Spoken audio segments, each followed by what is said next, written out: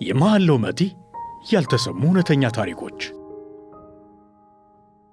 የቱርክን ቀለም ተቀብተው ዓለምን የሾሩ ግሩም ተከታታይ ድራማዎችን በመሪ ተዋናይነት የተጫወተው መቲ ወይንም በትክክለኛ ስሙ ኡራስ ኬግሉግሉ በቱርክ ኢስታንቡል ሰማይ ስር የከተማዋ ድንቅ ልጆች በበቀሉበት በ1987 ሰኔ 30 ቀን ተወለደ። ከኢስታንቡል ቡልጊ ዩኒቨርሲቲ በማስታወቂያ ትምህርት ተመረቀ። ቁመቱም 1 ሜትር ከ88 ይረዝማል።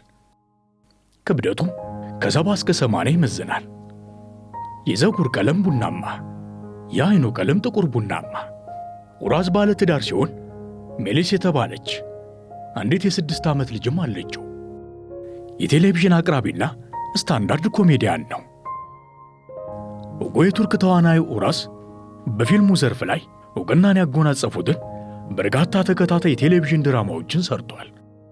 ዝናን ካመጡለት በጣም ታዋቂ ከሆኑት ፊልሞቹ መካከልም ራቲቢ መሐላ ብሎ የሰየመው ፊልም ሁሌም ከፊት ቀድሞ ይጠቀሳል።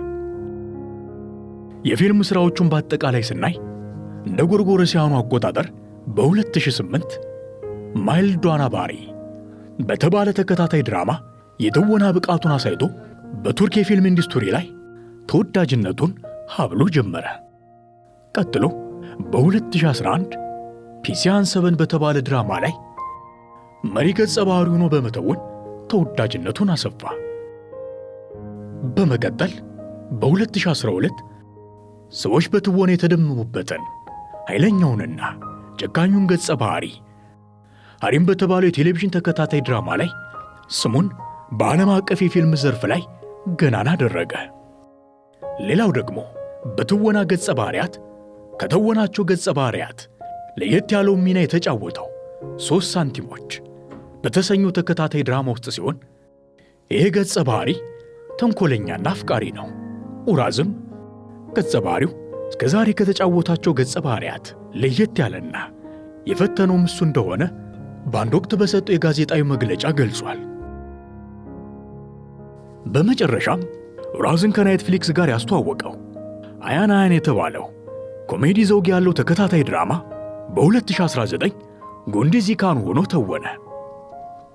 በአንድ ወቅት ስለሚጫወታቸው የገጸ ባህሪያት አይነት በሰጠው የጋዜጣዊ መግለጫ ላይ ጋዜጠኛው እንዲህ ብሎ ይጠይቀዋል። አንተ እንደ አክተር የሚወደደውን፣ የሚጠላውን፣ የሚራራለትን ሁሉ ገጸ ባህሪ ነው የምትጫወተው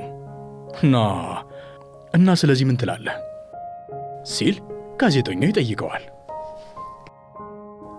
ኡራዝም ሲናገር ለኔ ጀግናውንም ሆነ ፈሪውን ሆኜ መጫወት ትልቅ ነገር ነው። እኔ ሰው ፍጹም ነው ብዬ አላምንም። ሁሉም ጉድለት አለበት እና በፍጹም ትክክል፣ በፍጹም ስህተት፣ ሙሉ በሙሉ ተወዳጅ የሚባል ነገር አለ ብዬ አላምንም ይላል።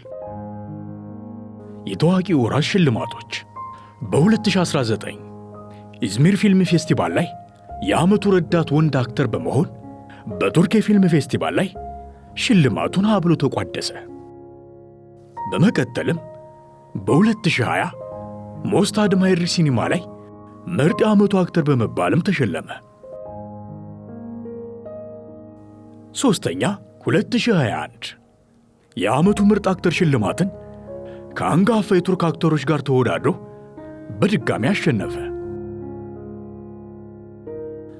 ተመልካቾቻችን ስለምታዳምጡን ከልብ እናመሰግናለን።